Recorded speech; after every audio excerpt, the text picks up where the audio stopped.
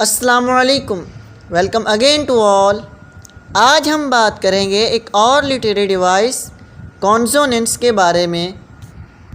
बहुत ही आसान तरीन और सिंपल सा कॉन्सेप्ट है, सो बग़ैर टाइम वेस्ट किए लेट्स स्टार्ट।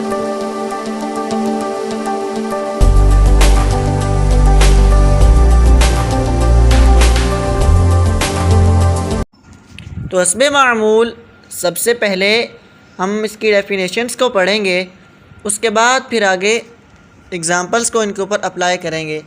तो चलिए चलते हैं डेफिनेशंस की तरफ। पहली डेफिनेशन है इंटरनल रेपिटेशन और ending consonant sounds in a section of words. अगली डेफिनेशन भी देख लीजिए, फिर इकट्ठे ही इसको एक्सप्लेन करेंगे। The repetition of consonant sounds इधर inside the lines of a poem और at the end of a line. ये तो थी इसकी डेफिनेशन जो हमने याद करनी है। अब इसको ज़रा अपने अंदाज में समझते हैं। आगे जाने से पहले ये बात जहन में रख लीजिए, मैंने एक और वीडियो में बताया था, कुछ वर्ड्स होते हैं कॉन्सोनेंट, कुछ होते हैं वावल्स।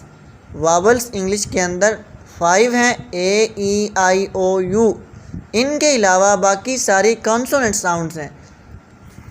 वावल हुरूफ को अदा करते वक्त हमारी ज़बान टीथ के साथ या तालू के साथ नहीं लगती, इसीलिए इनको वावल हुरूफ कहा जाता है। और जो कॉन्सोनेंट साउंड्स हैं उनको अदा करते वक्त हमारी ज़बान मुंह के अंदर किसी न किसी हिस्से को ज़रूर लग के उस हरफ को अदा करती है, इसलिए इन हुरूफ को कॉन्सोनेंट साउंड्स कहा जाता है।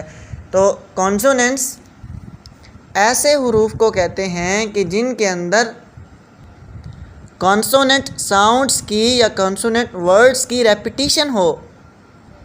वो रेपिटिशन या उनके दरमियान में हो या वर्ड्स के एंड पे हो। मिसाल के तौर पर एक फ्रेज़ दी हुई है, एक लाइन दी हुई है, उस लाइन में जितने वर्ड्स हैं, जितने अल्फाज हैं, उन तमाम अल्फाज में या आधे अल्फाज में उनके दरमियान में यानी वर्ड्स के सेंटर में या हर वर्ड के एंड पे सेम कॉन्सोनेंट वर्ड्स होंगे या सेम कॉन्सोनेंट साउंड्स होंगी। तो ऐसे हुरूफ को कॉन्सोनेंट कहा जाता है, कॉन्सोनेंट्स। जैसा कि आप ये एग्ज़ाम्पल देखिए तो अच्छे से समझ आ जाएगी। The lumpy bumpy road. अब लम्पी, इसके लम्पी के जो आखिरी 3 वर्ड्स हैं MPY, अगला word bumpy MPY, same words हैं ना। इसी तरह बाकी अल्फाज में भी जुमले के अंदर किसी भी जगह पे हुरूफ का सेम होना, कॉन्सोनेंट साउंड्स या कॉन्सोनेंट वर्ड्स का सेम होना, चाहे वो सेंटर में हो या एंड पे हो, वर्ड के एंड पे या सेंटर में होना ज़रूरी है। तो इनको कहते हैं कॉन्सोनेंट्स।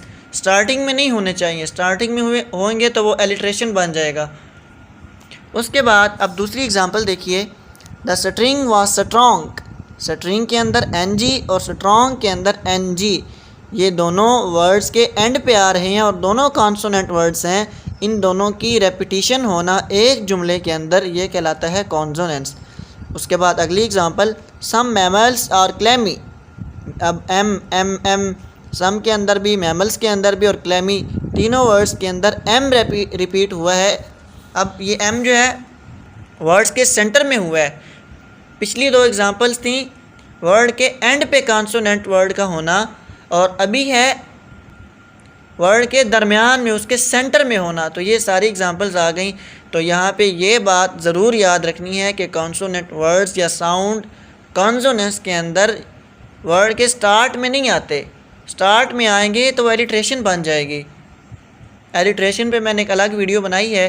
अब मैं एलिट्रेशन, एसोनेंस और कॉन्सोनेंट्स नेक्स्ट वीडियो इन तीनों के डिफरेंस पे दूंगा, तो फिर मज़ीद अच्छे से क्लियर हो जाएंगे।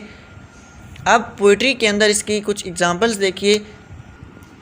ये कुछ पोइटिक लाइंस यहाँ पे दी हैं 2।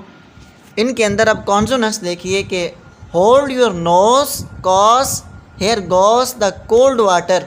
अब नोज, कॉज और गोज, इनके एंड पे कॉन्सोनेंट साउंड्स S ई को नहीं देखना, ई वावल है। तीनों के एंड पे कॉन्सोनेंट वर्ड्स की रेपिटिशन हो रही है, ये कहलाता है कॉन्सोनेंट्स। उसके बाद अगली एग्जांपल देखिए। There came a tapping as of someone gently rapping on my chamber door. Rapping और टैपिंग, इन दोनों के सेंटर में, तीनों वर्ड्स के सेंटर में पी की रेपिटेशन हो रही है, तो ये कहलाती है कॉन्सोनेंट्स। खुलासे के तौर पे एक बार फिर आखिर पे अर्ज़ कर दूं कि कॉन्सोनेंट ऐसे वर्ड्स को कहते हैं कि जिनके सेंटर में या उनके एंड पे कॉन्सोनेंट साउंड्स की रेपिटेशन हो। वावल हुरूफ के अलावा जितने भी हुरूफ हैं वो कॉन्सोनेंट कहलाते हैं। उन कॉन्सोनेंट साउंड्स की वर्ड के सेंटर में या एंड पे रेपिटेशन होना किसी सेंटेंस या किसी जुमले के अंदर जितने हुरूफ हैं उन सब में या चंद एक में भी हो सकता है, ये कहलाता है कॉन्सोनेंट्स। आई होप कि अच्छे से समझ आ गई होगी। फिर भी अगर किसी को कोई इशू हो तो मुझसे कमेंट्स में पूछ सकते हैं। And thank you so much for watching. अल्लाह हाफिज़।